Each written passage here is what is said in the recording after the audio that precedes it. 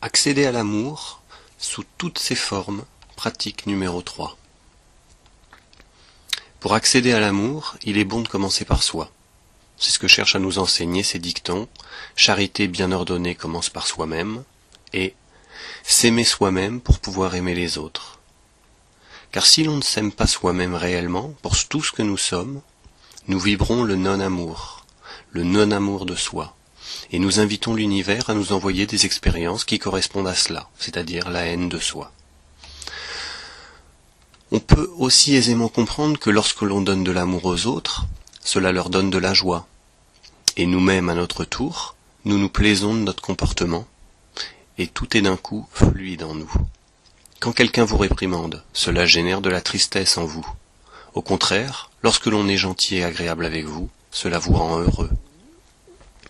Alors, donnez tout ce que vous pouvez et abandonnez en chemin tous les obstacles qui vous empêchent de donner cet amour à qui que ce soit. Soyez conscient que fut un temps et des circonstances dans lesquelles vous aviez vous-même de la difficulté à donner de l'amour. Alors n'en voulez pas à ceux qui se retrouvent aujourd'hui dans cette même difficulté et donnez malgré tout sans rancune ni condition de retour.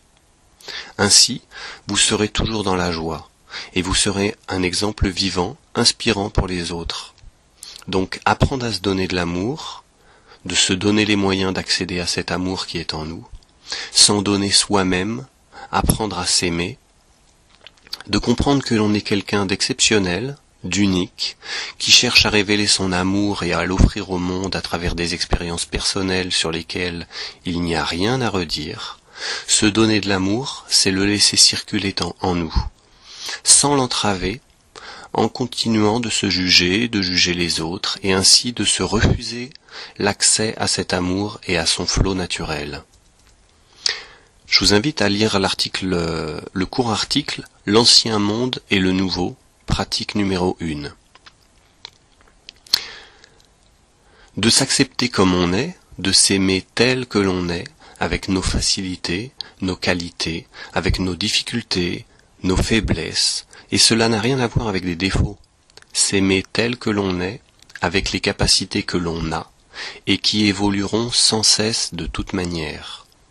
Et donc ainsi, on accède à l'amour que l'on a à l'intérieur de soi. On y accède pour soi. On devient capable d'en donner aux autres de manière sincère et authentique. On commence à aimer les autres, à aimer la vie, à aimer les autres pour ce qu'ils sont, avec eux aussi leurs forces et leurs faiblesses, qui sont elles aussi en constante évolution. Et aimer la vie pour tout ce qu'elle nous apporte et pour son soutien au quotidien. Et que même si on traverse des choses difficiles, c'est justement pour réussir à accéder à des choses plus simples, plus authentiques, et se débarrasser des limitations que l'on a et que l'on maintient en soi comme une vérité, alors que ce ne sont que de simples illusions de croyance. Et de cette manière-là, comme on se met à aimer le monde et à aimer les autres, on commence à devenir beaucoup plus respectueux de notre corps. On l'entretient, on fait attention à lui à travers notre santé, à travers notre alimentation, à travers nos pensées. Mais on commence aussi à prendre soin du monde. On se met à avoir un regard beaucoup plus écologique, c'est-à-dire la logique du vivant, la logique des expériences que chaque conscience cherche à vivre. On donne de la liberté et de l'espace à tous. On est plus respectueux, plus conscient de la nature. On commence à changer son mode de vie pour quelque chose de beaucoup plus harmonieux qui ne nuit à personne.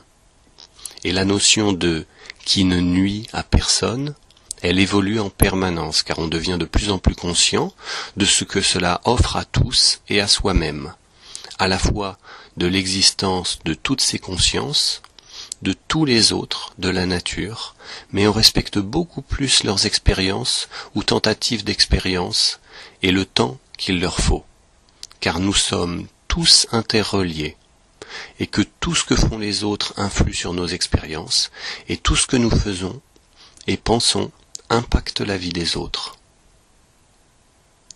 Donc, on respecte plus et on prend soin du temps et de l'espace propre à chacun, et toutes ces formes de vie qui sont autour de nous et qui cheminent à leur manière. Et donc on adopte petit à petit un mode de vie plus respectueux de l'environnement, des autres, respectueux de tout. Comme on est plus respectueux, plus conscient des pensées qui nous animent, des motifs qui nous disent si l'on doit travailler dessus ou pas, eh bien on regarde le monde d'une manière différente qui nous rend bien plus alertes et vigilants, et saisir et capter les signes et les messages que la vie nous envoie. À ce propos, vous pouvez lire l'article « Symbolique des chiffres messagers », pratique partie 2.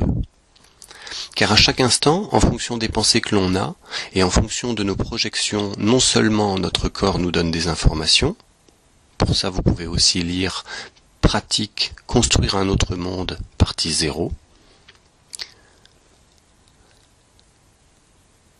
Donc notre corps nous donne des informations sur ce qui est bon ou pas sur nous, mais aussi, à chaque instant, on peut saisir et capter les messages que la vie et notre corps nous envoient sous forme d'un ressenti, de symbolique, où l'on décide d'allumer la radio, où l'on tombe sur juste au bon moment, sur une parole d'une personne, sur un discours, sur une chanson dont les textes sont évocateurs, sur une pancarte, sur un panneau publicitaire, sur le nom d'un magasin, ou un slogan affiché en gros. Tous les messages que la vie veut nous transmettre dans notre quotidien, et nous donner des indications pour nous soutenir. On sait que si l'on est sur la bonne voie, mais de toute manière on est toujours sur la bonne voie, mais comme on doute souvent, on reçoit des encouragements en ce sens. On se rend donc compte que l'on n'est pas seul, on est accompagné par la vie elle-même, par nos guides, par cette force à l'intérieur de nous qui nous pousse à regarder à tel moment à droite ou à gauche, à avoir envie d'allumer la radio, la télé ou d'ouvrir un livre à une page quelconque où l'on va trouver exactement la réponse que l'on avait besoin quant à ce que l'on pensait ou ce que l'on voulait. Et donc on constate que l'on est guidé, accompagné, soutenu, et qu'il y a des petites indications comme ça auxquelles on n'aurait pas pensé parce que notre imagination n'a pas accès à tout et qu'on n'aurait pas pu imaginer. On n'aurait pas pu l'imaginer sous cette forme-là. Pour cela, il faut être ouvert. Il faut abandonner les jugements pour laisser de la place dans la tête, pour voir, pour entendre autre chose qui aura plus de sens, plus de signification pour notre vie, et qui sera générateur de plus de bien-être, de joie, d'émerveillement à chaque instant, car on découvrira dans cet inconnu un monde chaleureux et joueur. L'énergie d'amour qui aime expérimenter et se soutenir elle-même. Se donner de l'amour, c'est aussi se donner du temps.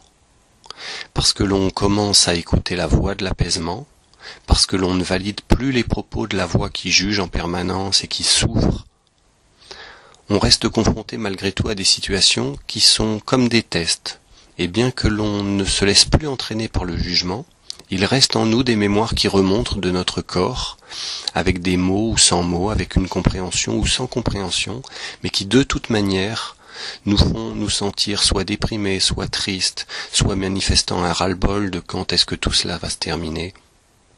C'est comme des tests que l'on se donne à soi-même pour réussir lorsqu'on n'est plus dans l'état d'amour, d'accueil et d'acceptation de la vie, comme des tests qui nous poussent à retrouver le chemin lorsque se sent perdu. Et vient un moment où ces tests, ces phases de ras-le-bol, de déprime disparaissent complètement. Mais il faut se donner du temps, parce que l'on a tellement dans le passé, on s'est tellement laissé aller à jouer nos rôles de souffrance et à en justifier tous les aspects et les bonnes raisons de les vivre qu'il faut à présent s'en affranchir. On les a tellement engrammés en nous, en les retenant, qu'il faut à présent les laisser sortir de nous et traverser notre conscience et notre chemin d'expérience. Donc il faut se donner du temps pour finir de vivre et pour trouver dans toutes les situations le chemin de la sérénité et du bien-être. Texte de Shahani.